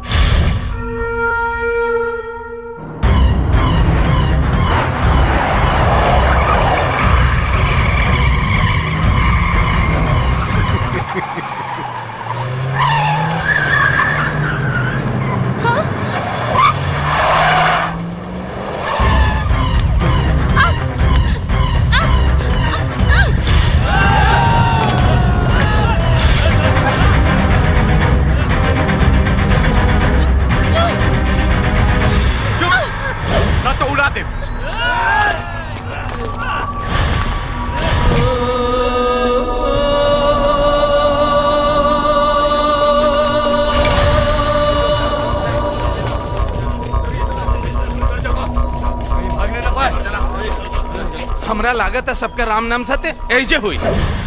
ये पाकिस्तान की जमीन है, यहाँ पे राम का नहीं अल्लाह का नाम लो, तब शायद वो तुम्हारे गुनाह बख्श दे।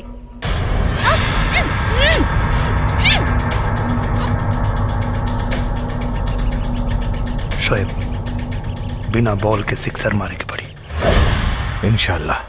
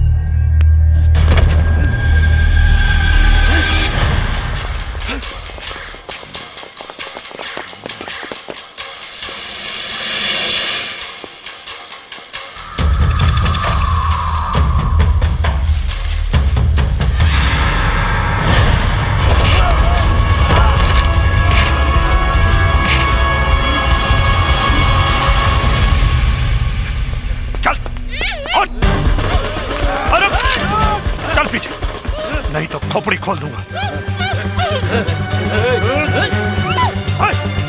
चल पीछे चल।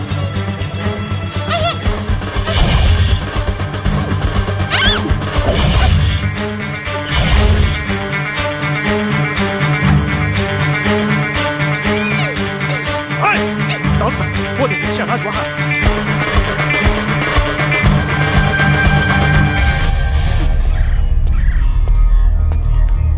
बचा लीजिए उसे।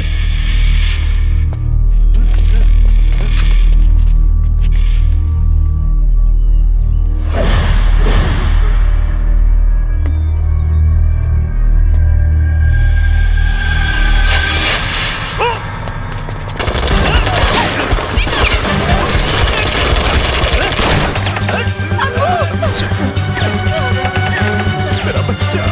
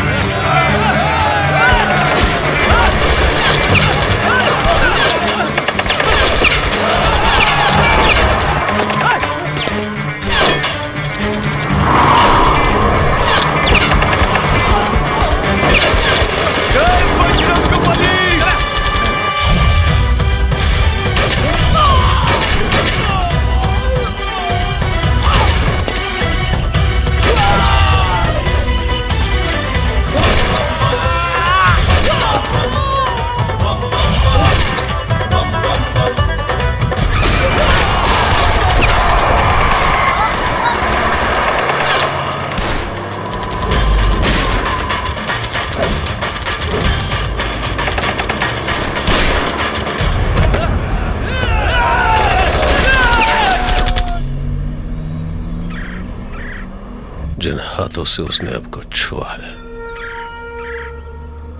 ऐसे काटूंगा कि अगले 7 जन्म में पैदा तो जरूर होगा, लेकिन किसी को छूने के लिए उसके पास हाथ नहीं रहेंगे। घर चलिए अब्बू।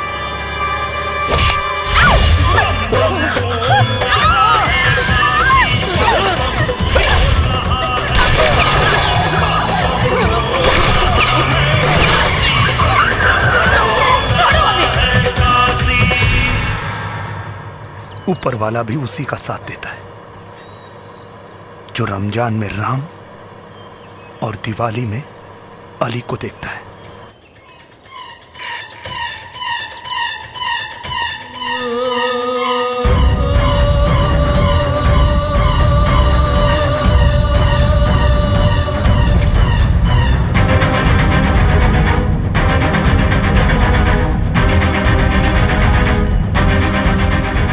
परिपथ कर दिया था।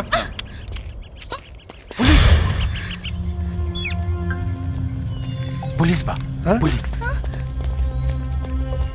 इनकी माँ का हमनी की पुलिस से कुछ लेवे देवे के नहीं के। हमनी के टारगेट के और बात। चलो यहाँ से चला। चलो तू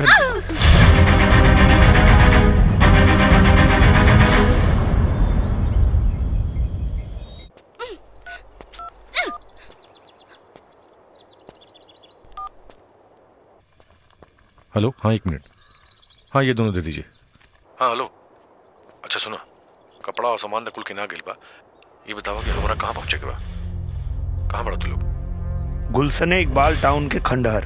गुलशन इकबाल टाउन? गुलशन इकबाल टाउन कहाँ है? यहाँ से 5 किलोमीटर। 5 किलोमीटर। अच्छा सुनो ना, एजा को दुकानदार बाबू बताओ था कि जैसे 5 किलोमीटर दूर बा, तो हम फटाफट होता नहीं। सुनो, तू अपन ख्याल रखिए, अब पुलिस से सावधान हुई, ठीक बना? पहुंचा था। हाँ।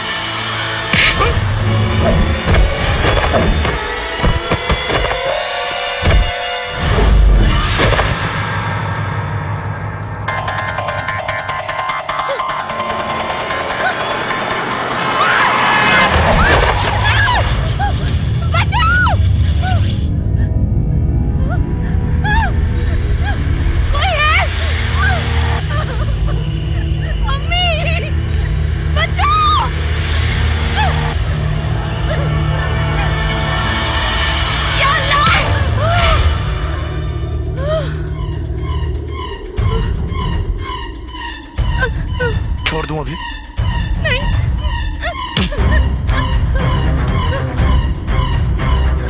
प्लीज प्लीज हमें बचा लो, हम मरना नहीं चाहते, अल्लाह कसम। अब हम कोई गलती नहीं करेंगे।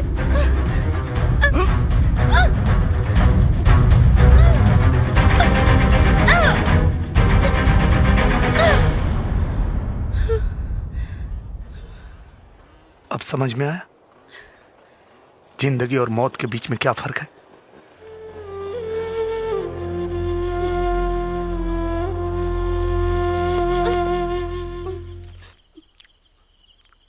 ना ना ना, खाला खाला, कुल तो वही खाला।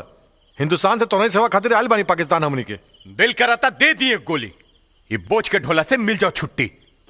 हाजमे की गोली है आपके पास? हाँ बा दी का, मेड इन बिहार। एक गोली में पेट साफ और दूसर में आदमी साफ। हुसैन के खाना खिला दे लोग।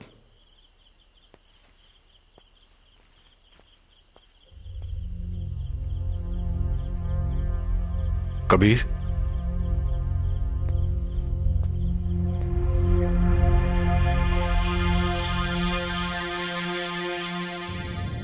कोमल बुआ, जन्मदिन मुबारक।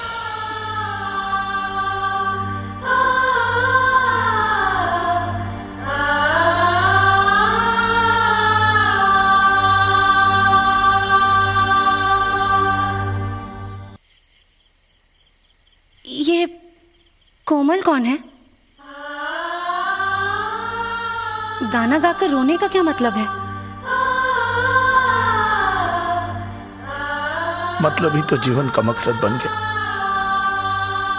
बचपन से जवान होते जिसे देखा, अनाथ होकर भी माँ बाप का प्यार और लाल चुनरी में सजी दुल्हन मांग में सिंदूर पड़ने से पहले ही मांस के लोतड़े में बदल गई।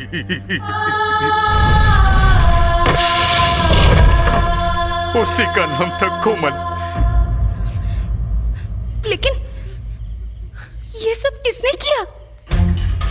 आपके अब्बू हैदर अली ने और आपके मंगेतर दाऊद हसन ने। नहीं नहीं, ये झूठ है। 1 मिनट, आपके कहने से झूठ नहीं हो जाएगा। कागज में लिखे हुए सबूत दस्तावेजों की तरह होते हैं, जो सच कहते हैं, झूठ बयान नहीं करते।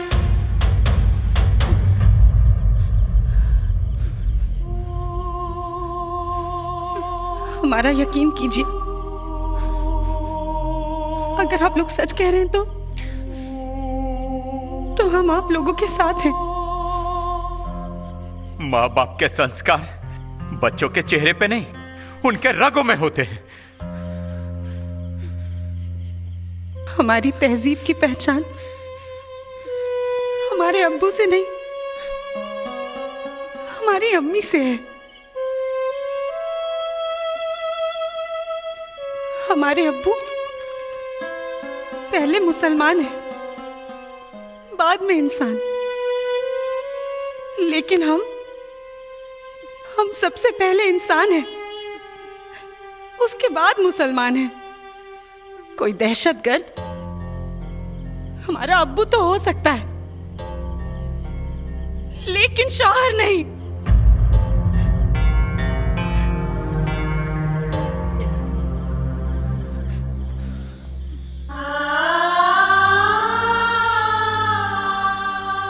हमारे यहां औरत को देवी का दर्जा दिया जाता है।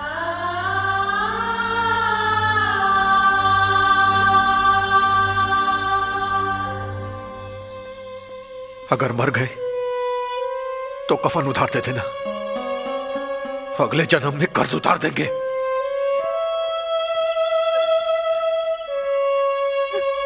हमारा फैसला बदल गया तो अब उस दिन बदलना जिस दिन हैदर अली और दाऊद हसन से मजबूत हाथों में मिल जाए।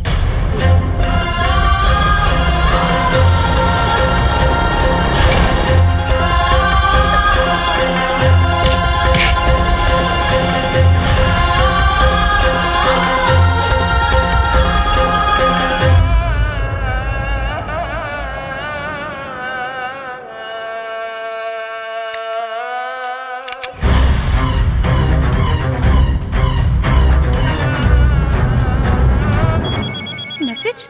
हाँ, वो लोग को हमारी लोकेशन के बारे में पता चल चुका है। वो कभी भी यहाँ पहुँच सकते हैं। बजरंगी, हाँ शोएब के लेके आवा, अगला लोकेशन फोन पे बताओ। चल ठीक बा।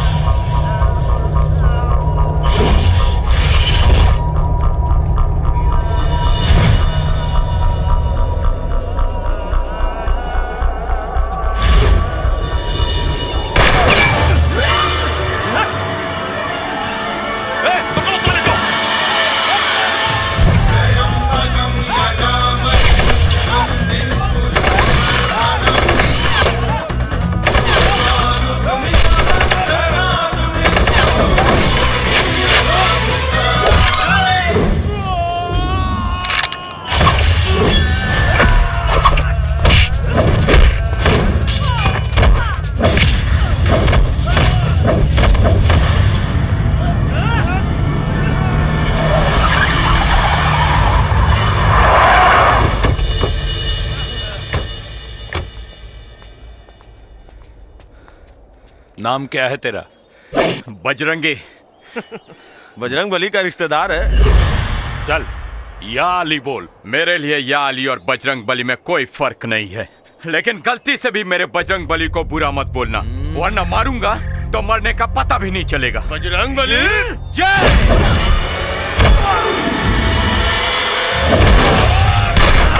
या अली, जय बजरंग बली।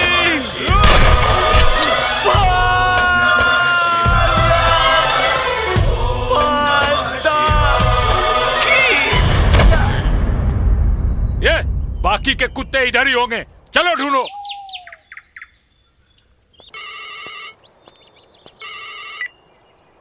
हाँ शोएब। हाँ हम बस पहुंचे। हेलो शोएब। हेलो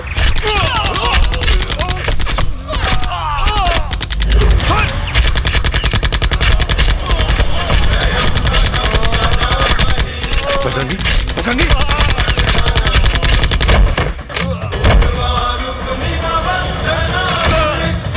बजरंगी, बजरंगी।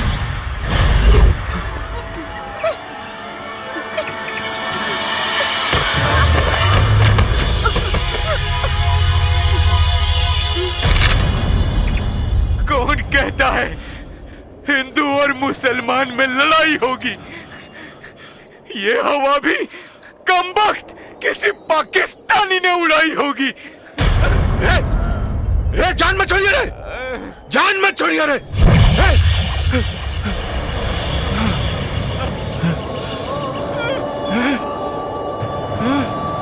बजरंगी, बजरंगी, बजरंगी उठना रे।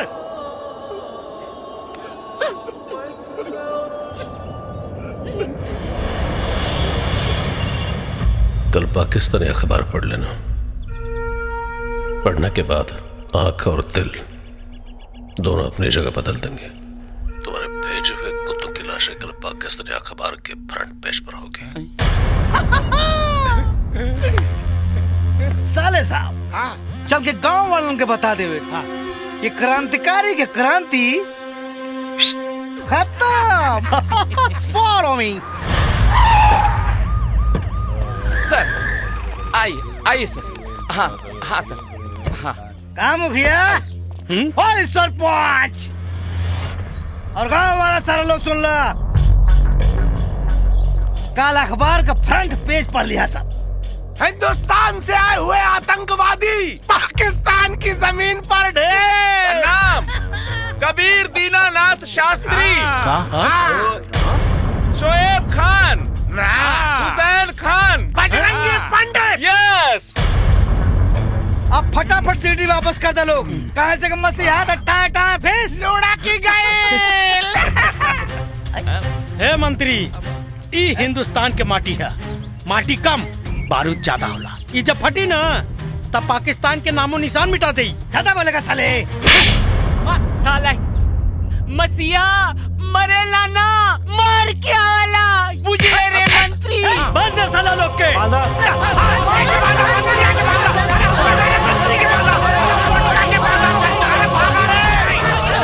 जनता की असली ताकत। अब सारे तो लोगों के मर्द ध्वंस विध्वंस हो जाई। मंत्री मुखिया जी, हमर कबीर आ शोएब न जाने पाकिस्तान में कौन हालत में हुई लोग। सरपंच चाचा, ये हमार मन के विश्वास कहता कि वो लोग जरूर लौट के आई। काहे से कि बाबा विश्वनाथ की नगरी की माटी पाकिस्तान के चांद पर अगर गलती से भी पड़ जाए ना तो ओकर दामन से हमेशा से दाग निकाल दी।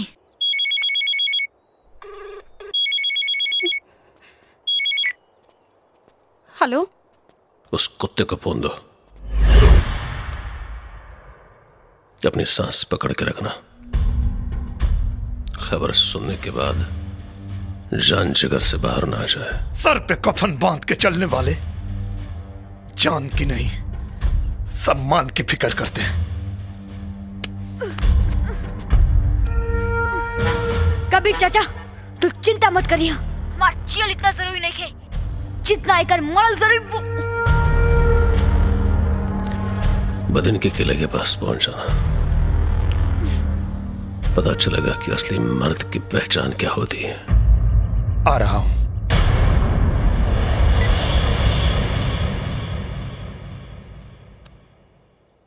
क्षमा तो नहीं मांगूंगा, क्योंकि प्यार और जंग में सब कुछ जायज होता है।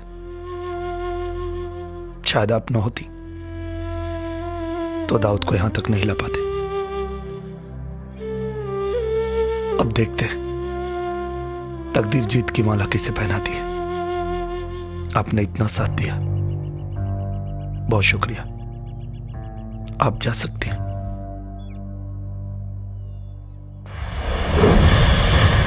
कबीर, बदनसीबी का दाग लेकर जो हाथ अब्बू और दाऊद हसन से भी ज्यादा मजबूत लगा, उसका सहारा भी नहीं मिल पाया। सहारा बनकर भी क्या कर लेंगे जब दुनिया में वही नहीं है जो हमारी दुल्हन को देखना चाहती थी। आगे क्या होगा ये तो हमें नहीं पता, लेकिन अगर उससे मिलने का मौका मिला तो जरूर देखेंगे। वो कितनी खूबसूरत थी कि उसके लिए एक आदमी सरहद पार कर गया। हिंदुस्तानी हाथ है, एक बार पकड़ लिया तो 7 जन्म नहीं छोड़ता है।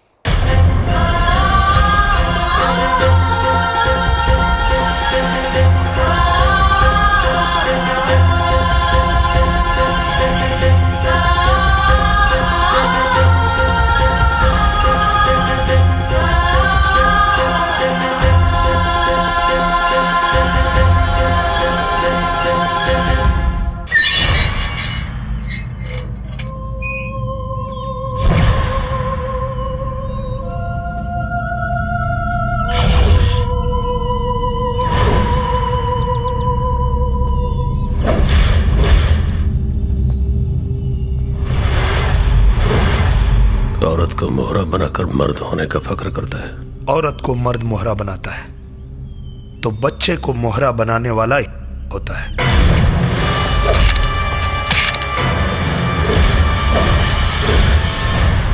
ठहरिए हसन साहब, मौत के सौदागर कभी किसी मुल्क की सियासत के बादशाह नहीं बन सकते। शहनाज!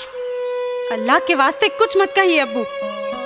आपकी असलियत जानने के बाद हमारा भ्रम टूट चुका है कि हमारे अब्बू एक नेक इंसान है। आप तो एक दहशतगर्द हैं। ये जबान तेरी नहीं, इस काफिर की है। शहनाज, इसके बदन का खून आपके पैर का महावर बनेगा। फिर लगा दीजिए आप अपनी पूरी ताकत इन्हें मारने में, और हम अपनी पूरी ताकत लगाएंगे इनकी जान बचाने में। मुराद लड़के!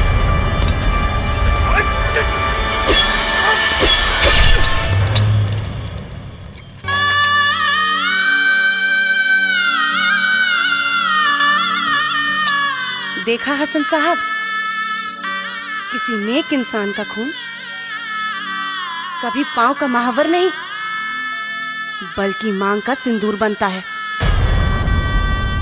अब दहेज में कफन भी तैयार रखना शहनाज। दहेज में कफन नहीं दाऊद हसन, पूरा पाकिस्तान लेके जाऊंगा।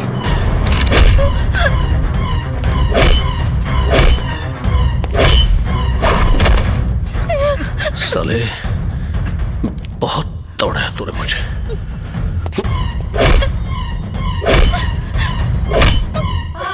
मार दाऊद हसन, और मार। इतने में थक गया तू? अभी तो तुझे और भगाऊंगा। तेरे घर से निकालकर 150 किलोमीटर लाया।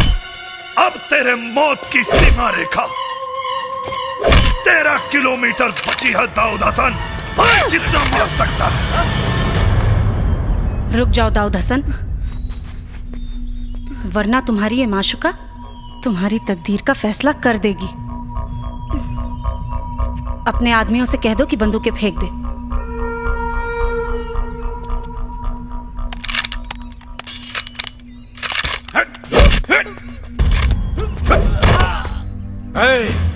दाऊद हसन, इसने तेरी माशुका को उठा के दुल्हन बना लिया। सोच तुझे क्या बनाएगा।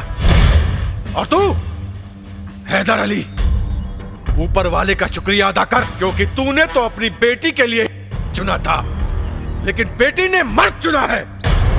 शहनाज की शादी का लड्डू अगर पाकिस्तान नहीं भेजा तो मैं अपने हिंदुस्तान का बेटा नहीं।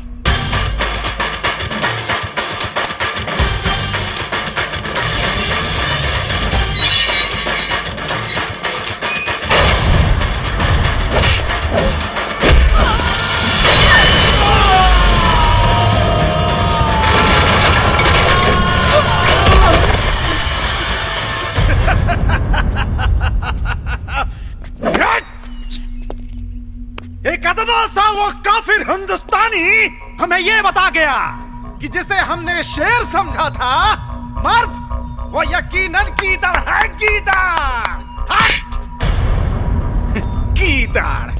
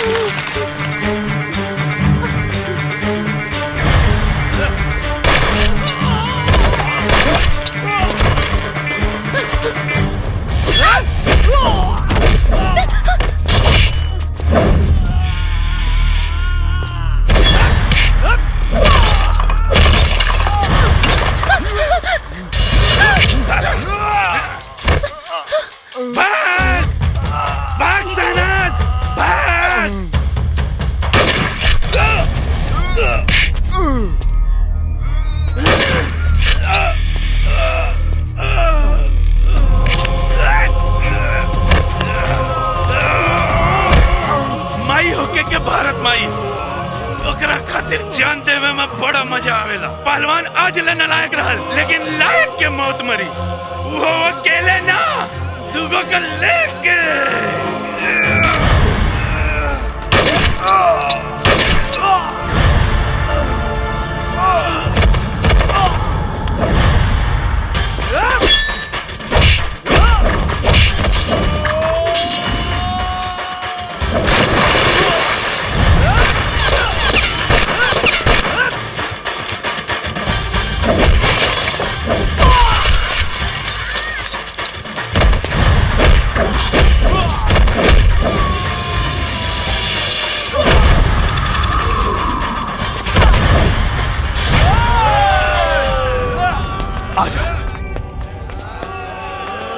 एक हिंदुस्तानी आज तुम सबको दौड़ाएगा और मुंह दिया पूरा हिंदुस्तान तो तेरा मुल्क बह जाएगा।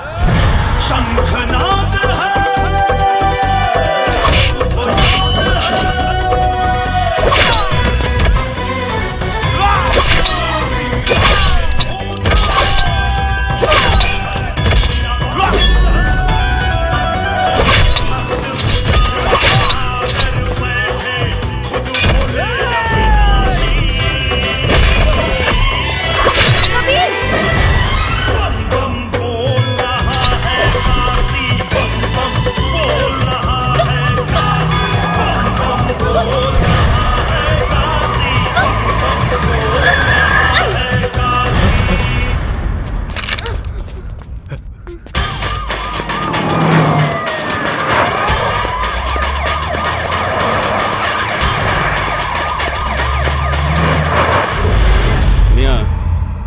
हिंदुस्तान को मेरा एक पैगाम दे देना।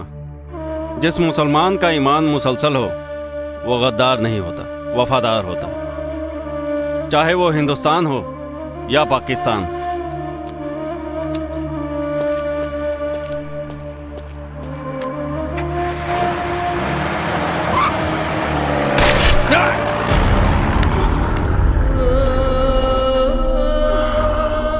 कुत्ता साला, मुझे मालूम था वतन के साथ तो गद्दारी करेगा।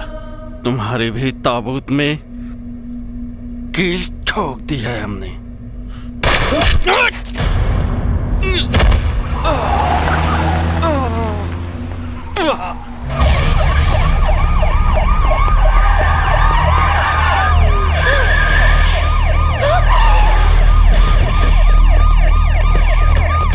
फायर कोई नहीं करेगा, हमें इसका फिर को जिंदा पकड़ना है।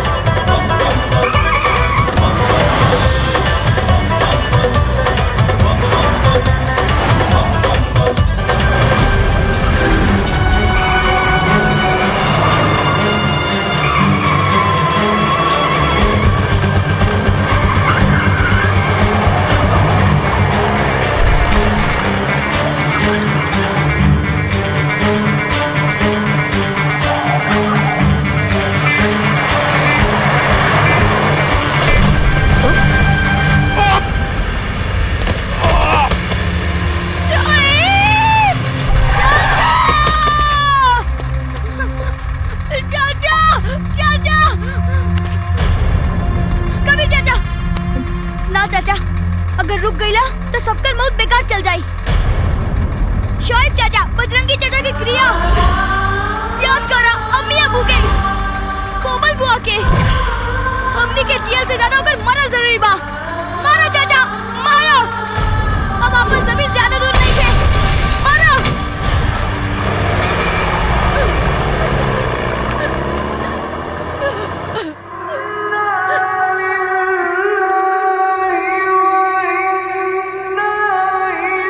अगर मर गए तो कफन उतार दे देना, अगले जन्म में कर्ज उतार देंगे।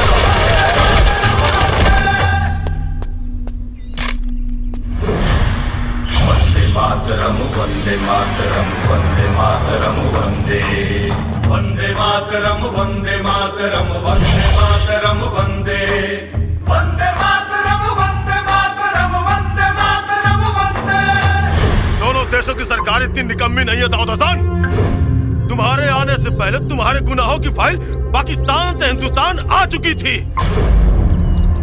इस मिट्टी की मजबूती को देख दाऊद हसन, तुझे तेरे घर से निकाल कर इस मिट्टी में लाके पटक दिया।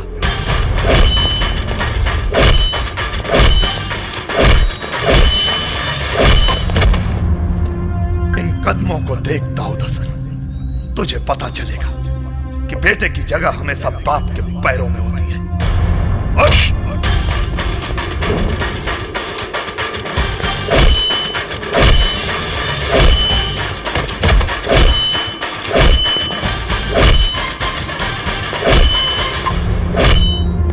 तुझे तो ऐसी मौत मारूंगा कि तेरे आका जन्नत का ख्वाब देखने को हौसला नहीं करेंगे। चुप क्यों वार करते हो साले? जब बर्दाश्त कहे कि अब बर्दाश्त नहीं होता तो कोई हिंदुस्तानी कभी किसी से परास्त नहीं होता।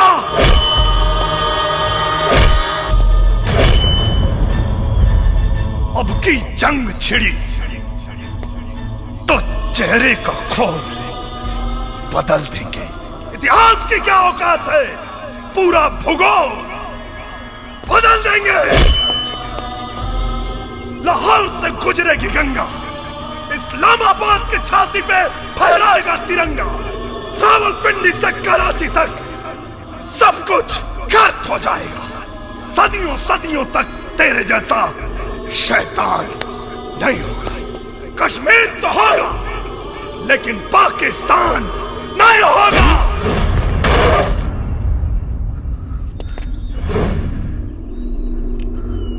हो गया तो सुन, अपने दिमाग को जरा सा जोर डालो। जब तक जिंदा हूं तेरे हिंदुस्तानी सिस्टम की गोदी में बैठकर बिरयानी खाता रहूंगा। दाऊद हसन, हम फिर से ना वो गलती दोहराएंगे और ना ही किसी आतंकवादी को बिरयानी खिलाएंगे।